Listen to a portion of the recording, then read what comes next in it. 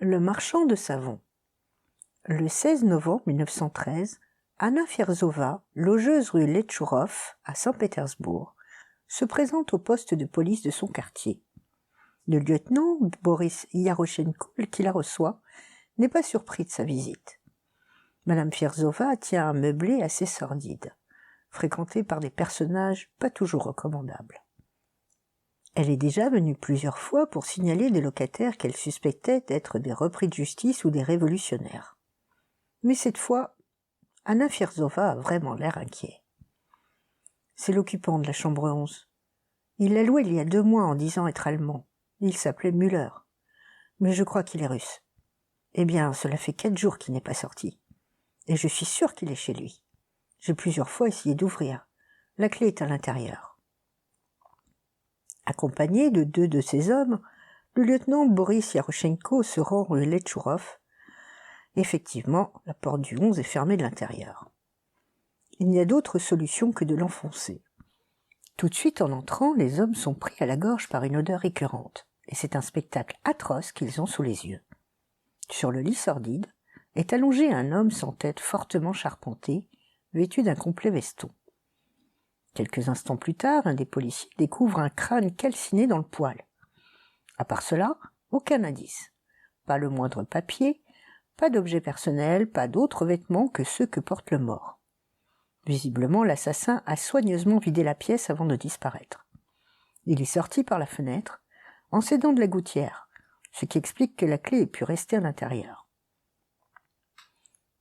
Le lieutenant Yaroshenko sait qu'il se trouve devant une enquête difficile. À tout hasard, il demande le veston de la victime. Peut-être le criminel a-t-il oublié de retirer la marque du tailleur. Ce serait trop beau.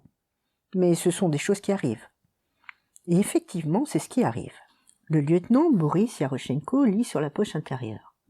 Nikitine, tailleur, Saint-Pétersbourg. Le temps de trouver l'adresse et il est chez l'artisan. Monsieur Nikitine est un petit vieux au regard vif.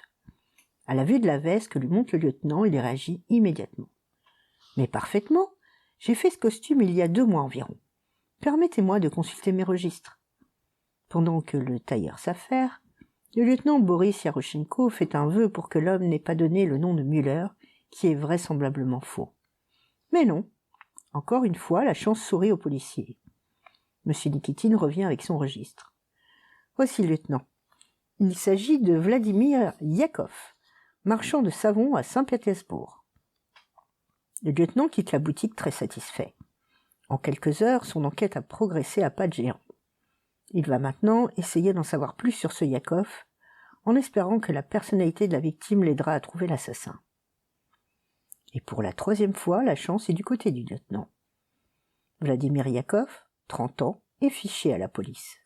Il a déjà été arrêté et condamné pour affaire de mœurs avec des jeunes gens, ainsi que pour escroquerie. Dans son dossier figure sa photo, mais malheureusement pas ses empreintes digitales. Car à l'époque où le dossier a été constitué, cette pratique n'existait pas encore. Le lendemain, le policier Yaroshenko a le rapport du médecin légiste qui concorde avec ses propres découvertes. La victime a une 30aine d'années. Elle ne présente pas de signe particulier à part une petite cicatrice à la cuisse gauche. Le lieutenant a fait venir dans son bureau Valentina Yakov, la mère du marchand de savon. La vieille dame, vêtue de noir, est effondrée sur une chaise. Elle se tamponne les yeux avec son mouchoir. Le policier voudrait lui éviter la terrible épreuve d'aller reconnaître ce corps sans tête à la morgue. D'ailleurs, comment pourrait-elle l'identifier? Il lui demande. « Est-ce qu'à votre connaissance, votre fils a un signe particulier ?» Madame Yakov n'a pas d'hésitation. « Oui, une cicatrice à la cuisse gauche. Il s'est fait cela tout petit. » Cette fois, le doute n'est malheureusement plus permis. Le lieutenant Yaroshenko a quelques mots de compassion pour la pauvre femme. Il aurait des questions à lui poser, mais il les remet à plus tard. Il a déjà réussi le plus difficile, et si la chance persiste, le reste devrait se résoudre assez rapidement. Le lieutenant Yaroshenko n'a pourtant pas la moindre idée de ce qui va suivre.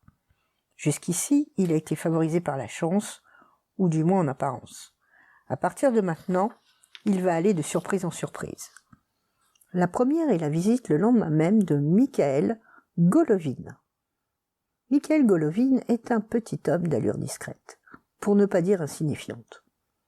Si le lieutenant l'a reçu dans son bureau, c'est qu'il a manifesté le désir de lui parler au sujet de l'affaire Yakov. « Lieutenant, commence-t-il d'une petite voix, je suis venu vous demander s'il serait possible d'avoir une attestation officielle que la victime est bien Vladimir Yakov. » Boris Yaroshenko a un mouvement d'étonnement. « J'en ai la certitude, pourquoi me demandez-vous cela ?» Mikhaël Golovin continue de sa petite voix polie. « Je représente la compagnie d'assurance L'Aigle. Voyez-vous, cette attestation nous est tout à fait indispensable pour faire le versement. Il s'agit d'une très grosse somme. » Le lieutenant Yaroshenko a l'impression désagréable qu'une lézarde vient d'apparaître dans l'édifice de son enquête, qu'il croyait pourtant solide. Une très forte somme ? Oui. M. Yakov avait souscrit il y a 3 mois une assurance vie de 250 000 roubles, doublée en cas de mort violente, ce qui fait 500 000 roubles. La bénéficiaire est sa mère, Valentina Yakov. Cette fois, tout se brouille dans l'esprit du lieutenant. Est-ce que la réalité pourrait bien être plus compliquée et plus terrible qu'il ne le croyait d'abord ? Est-ce que la victime n'est pas celle qu'il supposait ? Cette chance qu'il croyait avoir eue, la marque du tailleur oubliée sur le veston, le nom sur le registre du commerçant, tout cela n'était peut-être qu'une piste soigneusement préparée pour l'induire en erreur. Dans ce cas, Vladimir Yakov n'est plus une malheureuse victime, mais un odieux assassin. Après tout, cela pourrait expliquer pourquoi le meurtrier a pris soin de décapiter le cadavre et de faire brûler la tête. Mais Madame Yakov a bien parlé d'une cicatrice à la cuisse gauche. Une autre idée, encore plus affreuse, vient au lieutenant Yaroshenko. Non, elle n'aurait pas fait cela pour 500 000 roubles. Cette pauvre mère qui pleurait son fils, elle ne l'aurait pas tué. Ce serait trop monstrueux. Mais il est vrai que les monstres, cela existe. Pour l'instant, en tout cas, le lieutenant ne peut rien dire aux représentants de la compagnie d'assurance, si ce n'est que l'enquête continue. Elle continue en effet, ou plutôt, elle repart de zéro. Boris Yaroshenko avait quelques questions à poser à Valentina Yakov. Eh bien, il va le faire tout de suite. La vieille dame habite une maisonnette des environs de Saint-Pétersbourg. De loin, le lieutenant l'aperçoit assise sur le pas de sa porte. Et, sans trop savoir pourquoi, il s'avance en se dissimulant derrière une haie. Dès qu'il est assez près, il jette un coup d'œil et il a un passement au cœur. La maman, éplorée, sourit. Oui, elle sourit d'un air ravi. C'est alors qu'elle l'aperçoit. Elle a un haut-le-corps et sort son mouchoir.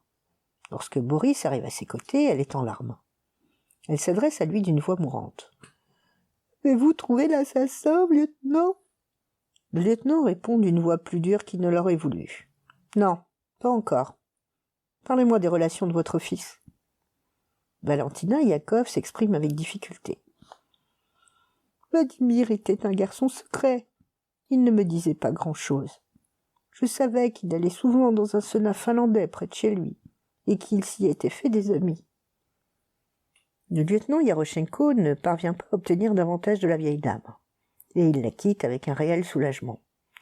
Son enquête a maintenant changé du tout au tout. Valentina Yakov est un monstre qui a tué, ou plus vraisemblablement fait tuer son fils afin de toucher la prime d'assurance vie. Il faut maintenant qu'il découvre qui s'est chargé de l'horrible besogne. Car il ne peut pas supposer que Madame Yakov l'ait fait elle-même. La monstruosité a quand même des limites. Le propriétaire du sauna finlandais semble très contrarié en voyant les policiers débarquer chez lui. « Je tiens un établissement honorable.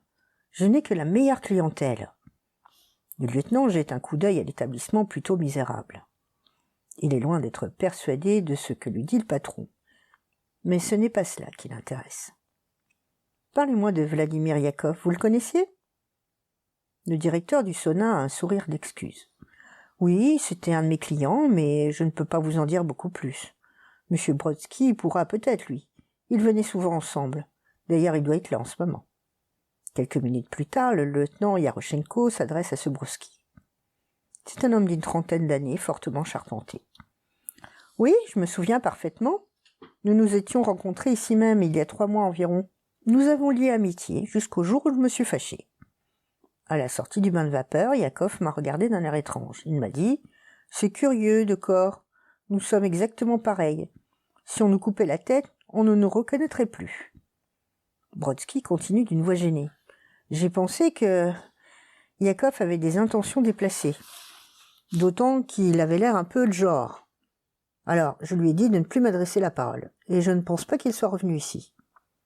Le directeur du SONA semble catastrophé par l'évocation de cette scène de mœurs dans son établissement. Je vous assure, lieutenant, que c'est la première fois que j'entends parler de choses pareilles. Boris Yaroshenko le fait taire avec agacement. Tout est remis en question une nouvelle fois. Dans ce cas, ce n'est pas Yakov qui serait la victime d'un meurtrier à la solde de sa mère. C'est lui l'assassin monstrueux, qui a pendant des mois cherché une victime dont le corps serait semblable au sien. Un détail près, cependant, la cicatrice à la cuisse gauche. Une telle coïncidence n'est pas imaginable. Alors qui est le mort sans tête dans la rue Letchourov? S'agit-il de Yakov ou de sa victime? Le lieutenant Yaroshenko cherche encore la réponse lorsque, quelques jours plus tard, il reçoit la visite d'une certaine Olga Laroniova. C'est une femme d'une 50aine d'années, assez exubérante. « Je suis inquiète, lieutenant. Il s'agit de mon neveu, Ivan Larionov. Le pauvre garçon est orphelin, je suis veuve, et je suis sa seule famille. Il faut vous dire que j'habite Moscou.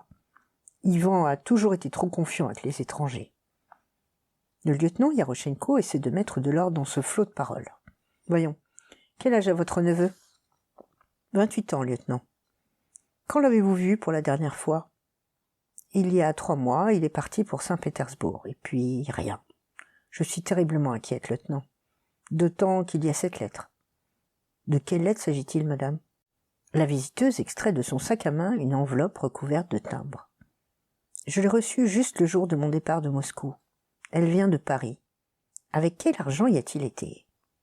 Sans répondre, Boris Yaroshenko lit la missive. « Ma chère tante, je suis à Paris pour toucher l'héritage que, comme vous le savez, mon père a déposé ici à la banque. Afin que je puisse entrer en sa possession, pouvez-vous m'envoyer un extrait d'état civil et une copie conforme du testament de mon père? Votre neveu affectionné, Ivan. » Le lieutenant Yaroshenko est songeur. « Vous reconnaissez l'écriture de votre neveu ?» Olga Laroniova répond avec précipitation. « Il y a peut-être une ressemblance, mais il ne m'a jamais dit votre neveu affectionné. Et puis, pourquoi écrire comme vous le savez? Bien sûr que je sais que mon frère est mort à Paris. » Le lieutenant ne voit plus qu'une question à poser. « Est-ce que vous savez si votre neveu avait une cicatrice à la cuisse gauche ?» Madame Larionova n'hésite pas. « Oui. Il s'est fait cela en grimpant dans un arbre quand il avait 7 ans. » Boris Yaroshenko pousse un soupir. « Je suis navré, madame. Je crains fort que votre neveu ne soit plus de ce monde. » Le visage d'Olga Larionova est devenu livide. Elle parle d'une voix étranglée. « Il faut arrêter l'assassin !» Boris Yaroshenko réplique d'un ton ferme. « Oui, et vous allez m'aider. Envoyez les papiers à l'adresse qu'on vous donne à Paris. Je m'occupe du reste. » Le lieutenant Yaroshenko va immédiatement trouver ses chefs. Au ministère de la Police, on comprend l'importance de cette affaire criminelle. Les autorités russes se mettent en rapport avec les autorités françaises qui acceptent de collaborer. Le lieutenant Yaroshenko est envoyé à Paris pour suivre le déroulement de l'enquête. Olga Larionova a écrit, comme le lieutenant le lui avait demandé, à la poste restante. C'est donc devant le bureau central de la poste du Louvre que Boris Yaroshenko fait le guet en compagnie de ses collègues parisiens. Sur lui, il a une photo de Vladimir Yakov. L'attente dure 3 jours. Et enfin, le marchand de savon de Saint-Pétersbourg paraît. Afin qu'il n'y ait aucun doute possible, Boris Yaroshenko attend qu'il ait été au guichet et qu'il ait pris la lettre pour le faire arrêter. L'homme proteste vigoureusement. « Je suis Ivan Larionov, ou que me voulez-vous » Mais quand il voit sa photo, que le lieutenant tient dans la main, il comprend qu'il a perdu la partie. Et quelques minutes plus tard, au commissariat de la rue du Louvre, Vladimir Yakov fait le récit de son assassinat. « J'avais besoin d'argent. J'ai eu l'idée de tuer quelqu'un et de le faire passer pour moi, après avoir pris une assurance vie que ma mère aurait touchée. J'ai essayé une première fois avec un jeune homme que j'avais rencontré au SONA, mais il s'est méfié. C'est alors que j'ai rencontré Ivan Larionov dans un café. J'ai tout de suite vu qu'il était naïf, et surtout que physiquement nous étions bâtis de la même manière. » Vladimir Yakov marque un temps d'arrêt lorsqu'il doit évoquer le crime lui-même. « C'était un soir, je l'ai fait boire de la vodka, dans ma chambre. En 1 heure, il a été ivre-mort. Il n'avait pas l'habitude. Alors je l'ai égorgé, et puis... » Le criminel s'interrompt une nouvelle fois et il reprend. J'ai habillé Larionov avec l'un de mes costumes. J'avais pris soin de voir s'il n'avait pas de signe particulier, j'ai découvert une cicatrice sur la cuisse gauche. En quittant la chambre, j'ai été voir ma mère pour lui dire ce détail. Comme cela, il n'y aurait aucun doute pour m'identifier. Dans l'esprit de Boris Yaroshenko, tout devient enfin clair. Madame Yakov était complice de son fils. Voilà pourquoi il l'a surprise en train de sourire. Un sourire dû aux 500 000 roubles que ce meurtre allait leur rapporter. Vladimir Yakov termine sa confession. Ivan Larionov m'avait parlé de l'héritage qu'il attendait à Paris. J'ai voulu faire ce coup double pour le toucher aussi, j'ai eu tort. J'aurais dû me contenter de la prime d'assurance. Le lieutenant Yaroshenko prend congé de ses collègues. La suite regarde la justice française. Lui, il n'a plus qu'à rentrer à Saint-Pétersbourg pour arrêter Madame Yakov, la mère. Le lieutenant s'est acquitté de sa mission. Une semaine plus tard, il avait en outre une mauvaise nouvelle à annoncer à Valentina Yakov. Son fils s'était suicidé la nuit même de son arrestation en avalant le dernier échantillon de sa marchandise, une ampoule de cyanure qu'il avait dissimulée dans un morceau de savon.